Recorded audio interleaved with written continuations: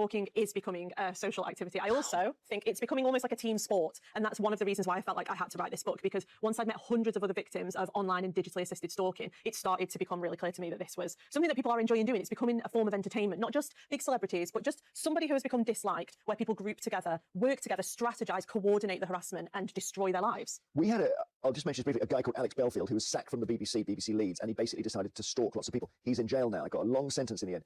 But what was interesting, again, it comes up in your book, is the initial advice is just ignore it. Oh, no. And that's fatal, isn't it? You've got to do the opposite. You've got to log it. Yeah. Do you know, that's exactly what happened to me. When it first started happening to me, everybody around me said to me, just ignore it, it'll go away. These people get bored, Jess. And I was sort of like, oh, okay. Like, because I'd not been in this situation before. Everybody around me said that, and it was so wrong. It was the wrong advice. I don't blame anybody who gave me that advice, because that included publishers, agents, even the police, all my friends, family. But it was the wrong course of action, and I waited on it, hoping it would just die down, it would stop, that they would get bored, and it just never came. So I know you've got to be careful talking about your own case, because we don't want to get your stalkers more excited. But how many did you have at the worst moment?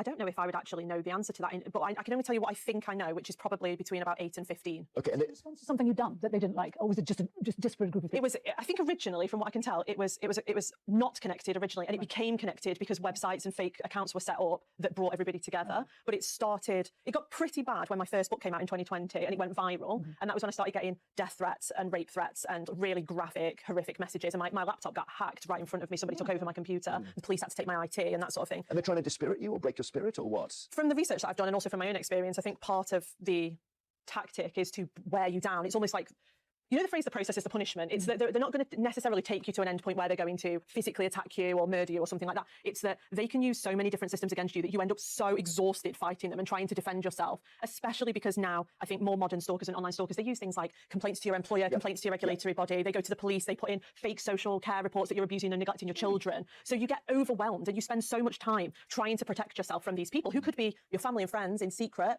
It could be, your stalker could be your ex. It could be your mum. Like, there was a case not long ago in the US where a prolific stalker who had absolutely harassed and stalked and destroyed a young woman's life online turned out to be a mum.